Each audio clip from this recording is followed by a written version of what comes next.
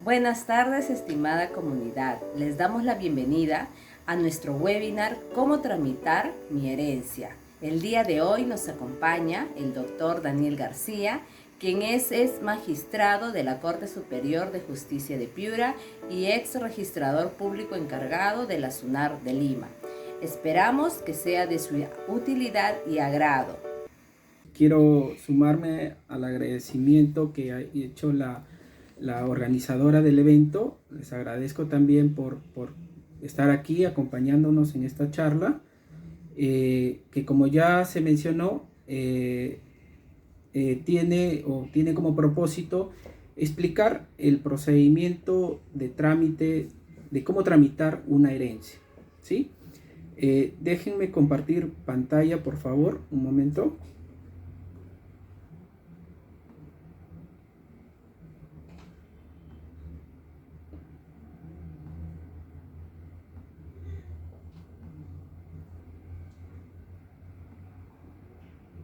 Sí se puede visualizar las diapositivas, a ver si por favor me pudieran confirmar eso. Sí, doctor, todo correcto. Ok, gracias. Entonces, ¿cómo tramito mi herencia? Yo quisiera empezar esta exposición, esta charla, diciendo o manifestando que la muerte es un hecho que evidentemente genera dolor, pesar en los familiares del fallecido, pero además es un hecho que genera consecuencias legales o consecuencias jurídicas. Me explico. A lo largo de nuestra vida adquirimos bienes valiosos, como por ejemplo una casa, un departamento, un terreno, un automóvil, ¿no? Entre otros bienes, ¿no? De tal manera que se genera una relación de propiedad con estas cosas materiales, con estos bienes materiales. Esta relación de propiedad se quiebra, se rompe al producirse nuestro fallecimiento. De tal manera que una vez acaecida nuestra muerte, se genera una suerte de indeterminación respecto de qué persona o qué personas ahora son los titulares o los propietarios de esos bienes que yo dejé, o que el fallecido en este caso dejó. Esta situación de indeterminación se remedia gracias al derecho sucesorio, ¿no? Y específicamente estamos hablando de que debido o mediante la sucesión testamentaria o sucesión intestada, se genera este tránsito o este traslado de propiedad o esta transferencia de propiedad del fallecido a sus sucesores, quienes vienen a ser los nuevos titulares, los nuevos propietarios de los bienes que en vida pudo adquirir esta persona fallecida. ¿Quiénes pueden tramitar una herencia? La ley denomina a aquellas personas que pueden tramitar una herencia, los denomina como herederos forzosos. ¿Y quiénes son estos herederos forzosos? Son los hijos y otros descendientes, como por ejemplo nietos, son los padres y otros ascendientes, como por ejemplo los abuelos, y es el cónyuge, y también el concubino o el conviviente. Ahora, el concubino o conviviente será un heredero forzoso siempre que previamente, ¿no?, esa relación de convivencia haya sido objeto de un reconocimiento legal. Bien, pero ¿son estas las únicas personas que pueden tramitar una herencia? No, la respuesta es no. Ello va a depender, por ejemplo, de la persona que ha fallecido y de los familiares que le sobreviven a esta persona fallecida. Me explico nuevamente. Digamos que quien fallece es mi hermano.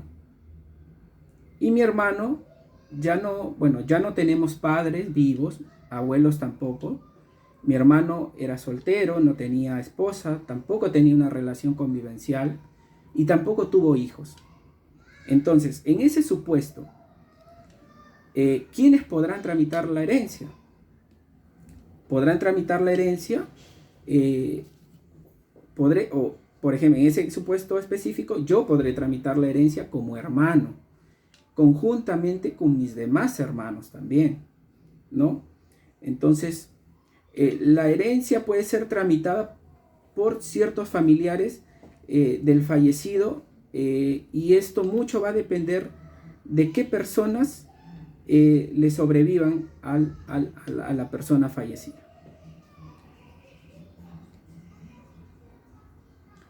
Entonces decíamos que esta transferencia de propiedad de la persona fallecida hacia los herederos se realizaba mediante la sucesión, ¿no? Que en buena cuenta viene a ser la sucesión testamentaria y la sucesión intestada, ¿no? El supuesto de la sucesión testamentaria implica el otorgamiento de un documento, digamos, formal, como es el testamento. Este testamento contiene cláusulas en las cuales el testador o la persona en vida, antes de su fallecimiento, indica qué personas serán los herederos en caso se produzca su muerte y qué bienes van a heredar estas personas, ¿sí? Entonces, en vida podemos recurrir ante un notario público y solicitarle que extienda en su registro correspondiente nuestro testamento, ¿no? Entonces, una vez producido nuestro fallecimiento, ¿no? Nuestros herederos, como por ejemplo puede ser nuestra esposa o nuestros hijos, ¿no? Recurrirán al despacho de este notario, a la oficina de este notario, solicitando que se inscriba las cláusulas testamentarias que contienen la institución de herederos. Una vez publicitado en el registro público este testamento o estas cláusulas testamentarias, ¿no? Se podrá solicitar también la transferencia de propiedad por sucesión en el registro de propiedad correspondiente. Si el fallecido tenía bienes inmuebles como casas, un terreno o un departamento, se solicitará en el registro de propiedad inmueble. Y si también deja por allí un vehículo, se solicitará esa transferencia de propiedad en el registro de propiedad vehicular respectivo. El supuesto de sucesión intestada se da, por ejemplo, cuando la persona fallece y en vida no otorgó testamento, ¿no? Entonces, ¿qué documentos yo debo tener para yo poder iniciar un trámite de sucesión intestada? En principio, debo conocer qué bienes deja la persona fallecida, ¿no? La forma de conocer qué bienes deja la persona que acaba de fallecer es pues buscando la información en el registro público con el nombre del fallecido. El registro me podrá brindar esa información tanto de bienes inmuebles como de bienes muebles que deja, ¿no? También será necesario contar con un documento que me acredite que no existe testamento otorgado e inscrito y que no se ha iniciado o no se inició un procedimiento de sucesión intestada con anterioridad. Esta información o esta documentación también me la brinda el registro público, ¿no? Debo tener también, evidentemente, la partida de defunción del fallecido, ¿no? Y debo yo acreditar mi vínculo con esta persona fallecida o con el fallecido, ¿no? Si soy esposo de la fallecida, será pues mi partida de matrimonio. Si soy hijo del fallecido, de la fallecida, será mi partida de nacimiento. Si soy concubino de la fallecida, será el documento que reconoce legalmente mi convivencia. Bien, una vez entonces que contamos con toda esta documentación, estamos en posibilidad de iniciar un trámite de sucesión intestada. Y bueno, para dicho efecto tengo dos opciones o dos alternativas. La vía notarial, recurrir a un notario público, o la vía judicial, ¿no? El poder judicial. Sea que elija realizar el trámite de sucesión intestada ante un notario público o ante el poder judicial, los documentos a los que he hecho referencia van a servir y serán útiles y necesarios para poder dar inicio a este trámite, ¿sí? Entonces, una vez que el notario o el juez ha realizado el procedimiento previamente establecido en la ley, emitirá, pues en el caso del notario, un acta protocolar notarial y en el caso del juez, una resolución judicial, ¿no? Que contiene precisamente la información de qué personas son herederos de la persona fallecida. Tanto el acta notarial como la resolución judicial deberán inscribirse en el registro correspondiente de sucesión intestada, a efectos de que se publicite de igual manera qué personas están siendo declaradas del fallecido. Una vez que se tenga inscrita esta declaratoria de herederos, se podrá solicitar también la inscripción o la transferencia de propiedad por sucesión al registro de propiedad inmueble o al registro de propiedad vehicular. Y acá quisiera hacer una pequeña explicación. Antes se tenía que presentar por un lado al registro la solicitud de inscripción del testamento o de la declaratoria de herederos, y luego de inscrito solicitar la transferencia de propiedad por sucesión al registro de propiedad inmueble o al registro de propiedad vehicular.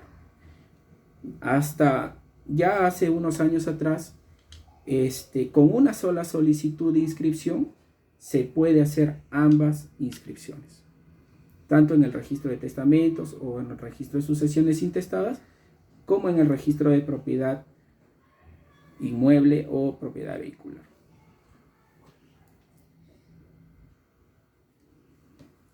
Ahora, en vida también pues podemos tener cuentas de ahorros, cuentas bancarias, o podemos pues pagar algún seguro, como por ejemplo un seguro de vida. Entonces nuestros herederos pueden acceder a esos fondos bancarios o pueden acceder a ese seguro de vida. Sí lo pueden hacer, ¿no? Sí, definitivamente sí lo pueden hacer, ¿no? Pero para poder saber en qué entidad del sistema financiero nuestro familiar tiene o tenía cuentas, o en qué institución del sistema financiero pagaba un seguro de vida, en este caso, tendríamos que recurrir a la Superintendencia de Banca y Seguros, ¿no? Ellos nos brindan la información de las entidades bancarias en donde el fallecido tenía cuentas, o en donde el fallecido pagaba un seguro de vida, en este caso, ¿no?